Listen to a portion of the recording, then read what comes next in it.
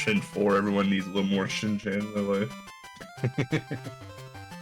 We are live. Hello again, everyone. Welcome to Shin-chan 4. One of the 5 Game Boy games. Which is the one with the mini games? giygasblues running the game. If you're just joining in. This is the most different of the 5 Shin-chan games on Game Boy. I will say that right off the get-go. Shin-chan 1 and 2 are basic left-to-right platformers with some mini-games. Shin-chan 3 and 5 are just purely mini-games, but Shin-chan 4 actually has, like, content to it. It's a game that's not 3 minutes long, so... ready when you are. 3 minutes? Really? Wow. Oh yeah, dude, the first 2 are so short. I remember, I think I played the first one. Alright, we are off. Yeah, I did all 5 one time. I think it was Retrothon 2018 or 2017, something like one of the first Retrothons we ever had. I did all 5 in one go. But what we're going to see here is that in this game, again, we're going to have power-ups, and we exclusively play as Shin. Some of the power-ups you're going to see Chicken, you're going to see the Tanuki suit, which, here it is. Hopefully we don't get to see the baby suit, because that would mean we drastically did something wrong. So here, stage 1, this is a game that you very much need to warm up your fingers for.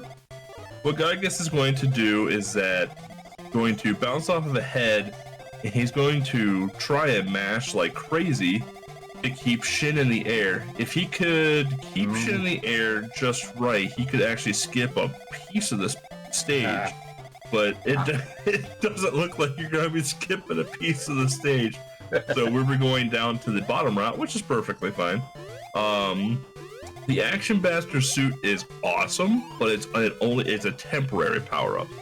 Versus the Tanuki suits, or the Chicken suit, which is a permanent power-up. The cola cans, they don't really do much. They give you either a 1-up or a smiley face, as we see in the bottom left-hand corner. The smiley faces are hit points, essentially. So the way this works is, oh, now we get to do it the old Shin-chan way there. The way this works is that this game doesn't offer a lot of help in terms of hit points. If you have a power-up, you can take 1 hit, you go back to Shin-chan's normal form.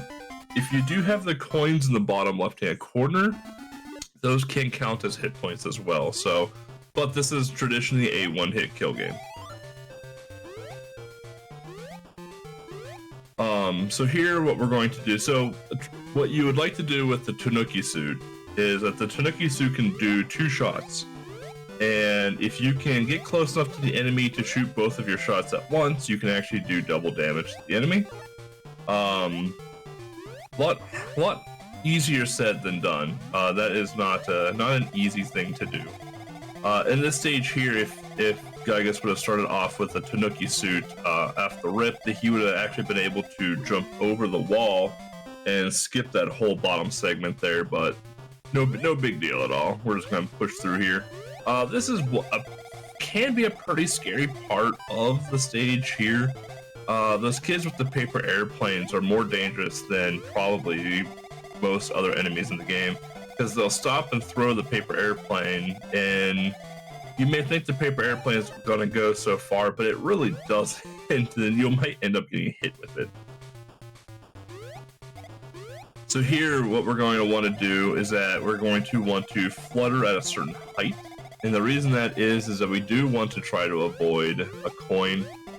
Not the end of the world if we do collect it. The reason we don't want the coins is, if you saw after stage 1, Shin stopped at every little slot machine, so you grab the coin on purpose. So there's a hidden coin in the middle of that room there.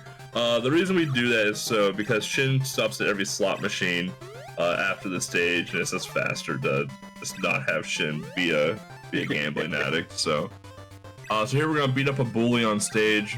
Pretty easy fight. Literally just walks left and right. Jumps once, maybe twice.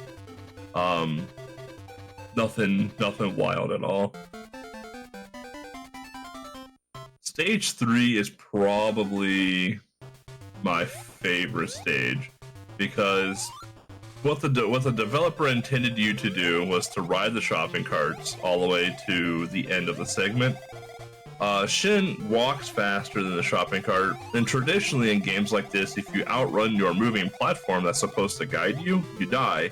But in this game, you can literally just walk past the shopping cart and just keep walking forward on the ground, and the game does not punish you for it at all.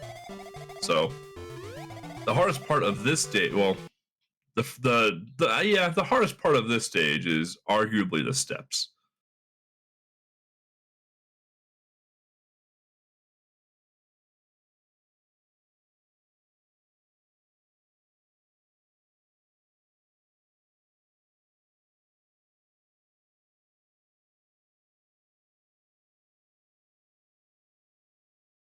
All right, a lot of mashing.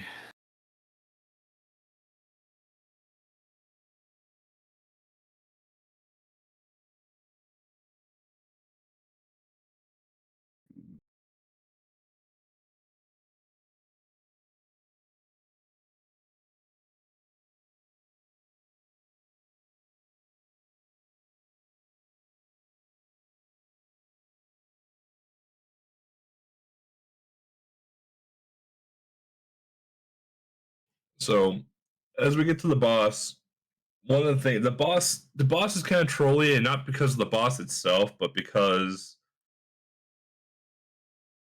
the bouncy floor, which I typically just kind of hang out on the platform and just wait for an opportune time to shoot. But this is the one where you get aggressive with the double hits and hope to get them out. Looks like the stream's down. As your feed die. Maybe it's something to do with OBS. It's completely red.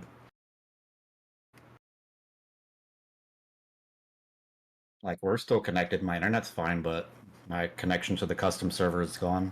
If you stop stream and then wait a couple seconds and then stream again. Let's try that.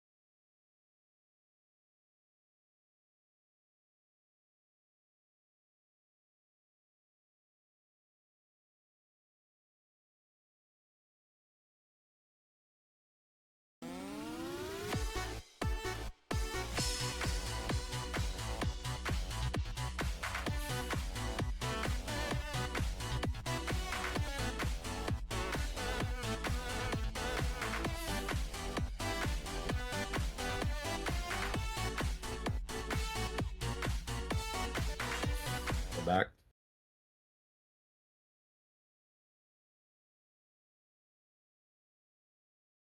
All right, let's go. All right, we're live again. Sorry about that, folks. A little technical difficulty there. So if you thought you saw the last of Action Bastard, you are wrong. We have Action Bastard's slidey things at the top here. They're actually pretty dope in this game. So you can actually grab them and they'll take you across the top of the screen. A little Game Boy in the background. So here we have another Tanuki suit, and to get that Tanuki suit is actually a little difficult to get. To grab that one, you have to bounce off of the paper airplane kid's head onto the Action Bastard grabber slidey thing, and get it from that way. So here we are at the boss with the bouncy floor. This boss is actually a menace, not because the boss itself is hard, it's because the floor is bouncy. And it's actually kind of hard to control Shin. to figure out where we need to get Shin to go. But we have Action Master here telling us good job. And we are moving on to, I believe, the final stage. Yeah, that is the final stage.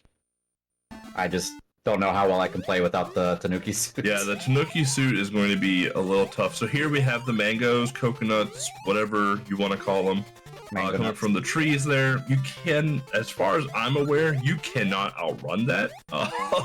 You just have to wait for it, unless you want to like try and time it to jump over them at a certain time. But again, not a great time. So here we're going to take the chicken suit. Some of the cool properties of the chicken suit is that we can shoot eggs, and I believe we can flutter for a little bit, maybe, I don't remember, but the Tanuki suit is by far the ultimate suit of the game. If you didn't, the game doesn't really tell you this, but you can climb the trees. You may think they're just for background, but they are used to traverse through the stage. The reason that Tanuki suit is so good is just purely because of the fluttering that they can do across the screen here. So there's that stupid paper airplane that will kill you every time. Really nice segment there. The kid with the party streamer can be a little dangerous because that party streamer actually goes out a lot further than it probably should. Here we're going to jump off the top of this off the top of the tree, and we're going to flutter.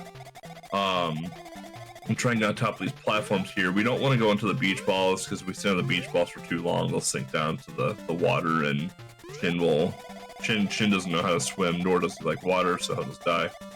And then from here, we're going to basically flutter to the end of the stage.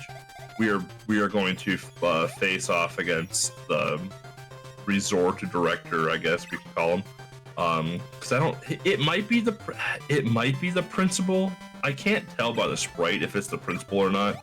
But Giygas is going to stand in a very particular area, because as this person lays down coconuts, you can just stand in between them when they fall down. And when he drops, he will actually stun Shin to the ground, so it's a little dangerous just to stand there. You'll see a little jump up so we don't get stunned to it. And then when he gets active, we're going to shoot with the Tanuki seeds, and then we have one more hit left on the boss here. And then once the boss is down, we will go and be reunited with our parents. That is GG. It's actually not bad for not pausing the timer during the technical difficulties. I think my PB is like a 7-18. I can't remember I don't remember what my PB was. I think the last time I ran this in a marathon, Enemy and I raced it, which was like Retrothon, like 2019, I think it was. I need to find more Shin-chan games. Oh, I have a list. You should play the new one on Switch. It's actually pretty good. Speedrun the new one on Switch, race. I don't know what the speedrun of that game would look like, but the game is actually pretty fun. The voice acting is still in all Japanese. They never regioned the voice acting, but they regioned the captions that pop up. So you're able to play it. For those of you wanting to play a new Shin-chan game, there is a Shin-chan game on the Switch, and it's actually quite good. But what we need to do, you need to learn the Game Boy Advance Shin-chan, because you can do the butt dance the entire time. That is key movement in that game, is the butt dance. Butt dance movement. Butt movement. The butt movement. The speed tech. He's annoying too, because he screams butt dance the entire time too. It's an obnoxious speedrun. I'll show it to you at GDQ. Alright. Sounds good.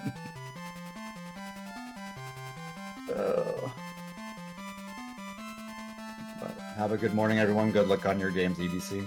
Thank you.